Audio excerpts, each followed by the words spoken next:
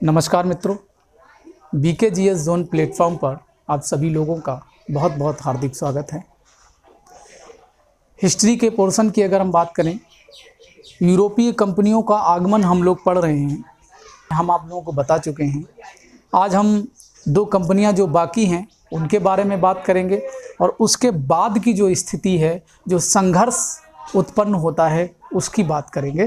तो सबसे पहले हम बात करेंगे अंग्रेज़ों के बाद भारत में जिस कंपनी का आगमन हुआ वो डेनिश कंपनी थी, यानी डेनमार्क की कंपनी थी। और डेनिश कंपनी की अगर हम बात करें, डेनिश कंपनी भारत में 1616 में आई थी। 1616 में आई और 1616 में आने के पश्चात डेनमार्क की कंपनी ने भारत में जो अपना पहला कारखाना था वो 1620 में स्थापित किया।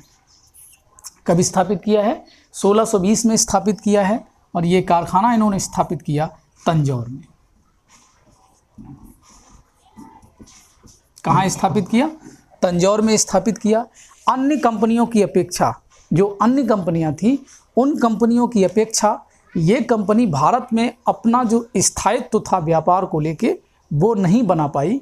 और 1745 में इसने जितने भी अपने व्यापारिक कारखाने स्थापित किए, व्यापारिक कोठियाँ स्थापित की, वो सारी व्यापारिक कोठियाँ ईस्ट इंडिया कंपनी यानी अंग्रेज़ों को बेच दिया। इन्होंने क्या किया?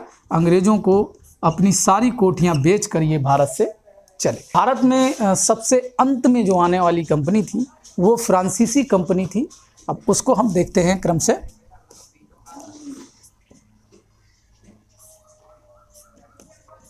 फ्रांसीसी कंपनी की अगर हम बात करें तो फ्रांसीसी कंपनी की जो स्थापना हुई थी, यहाँ से महत्वपूर्ण प्रश्न बनता है और इसे आप लोगों को याद रखना होगा। लुई 14वें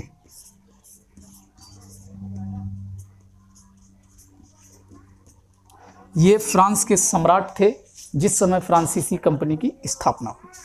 लुई 14वें के शासनकाल में हुई है।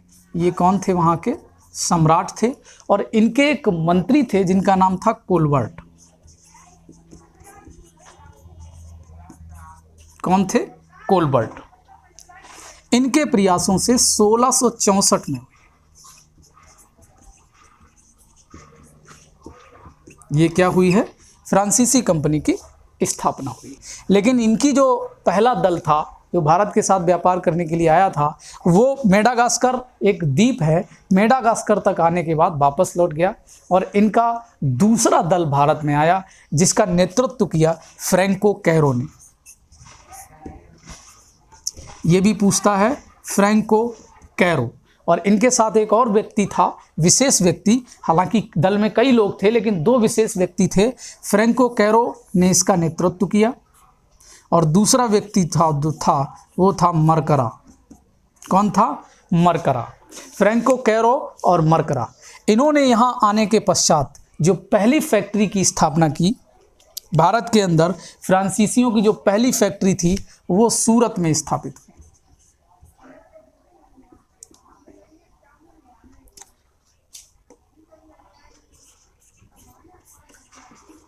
कहाँ स्थापित हुई? प्रथम जो इनका व्यापारिक कारखाना था, प्रथम कोठी जो थी वो सूरत में स्थापित हुई और 1668 में स्थापित हुई।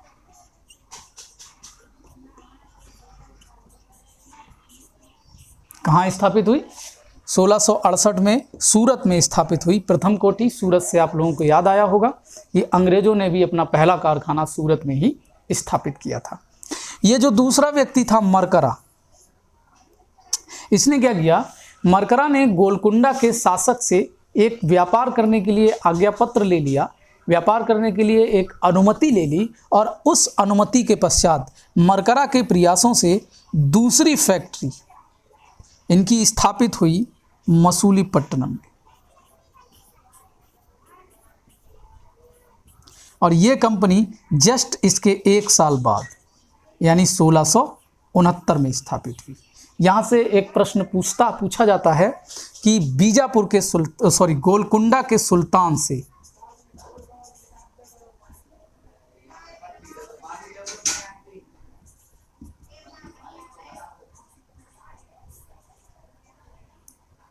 इसने अनुमति किससे ली, इजाज़त किससे ली, गोलकुंडा के जो शासक थे उनसे अनुमति लेने के पश्चात मसूलीपट्टनम में अपना दूसरा कारखाना स्थापित किया। इसके बाद ये कंपनी अपने स्थायित्व के लिए संघर्ष करती रही। स्थायित्व बढ़ाने के लिए, स्थायित्व का विस्तार करने के लिए इसने संघर्ष किया।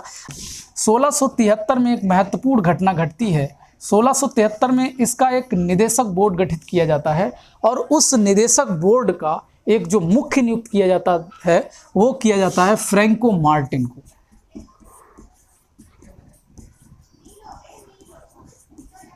फ्रैंको मार्टिन को एक व्यवस्थित आधार दिया है। उसका विस्तार जो था वो फ्रैंको मार्टिन के समय बहुत तेजी से और बहुत व्यवस्थित तरीके से हुआ है। फ्रैंको मार्टिन ने क्या किया, वलीकोंडा एक जगह है दक्षिण भारत में, वलीकोंडा के सूबेदार थे शेर खां लोदी। कौन थे?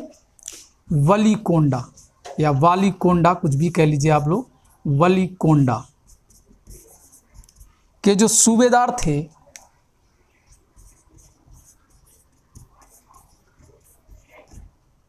शेर खां लोदी,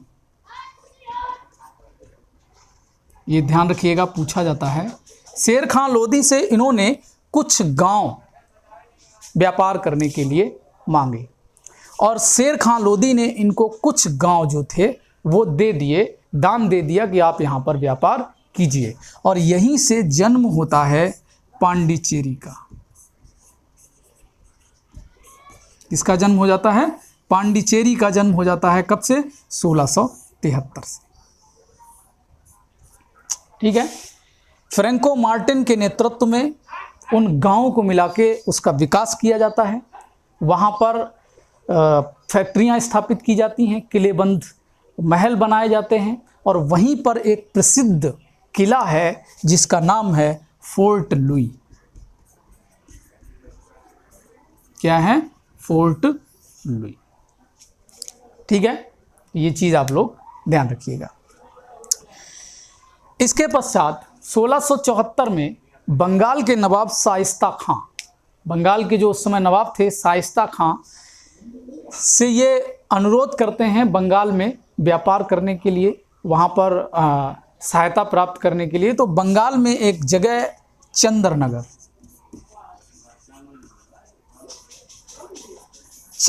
में भी अपनी कोठियाँ स्थापित करते हैं और ये जगह इनको देते हैं बंगाल के नवाब शाइस्ता खां।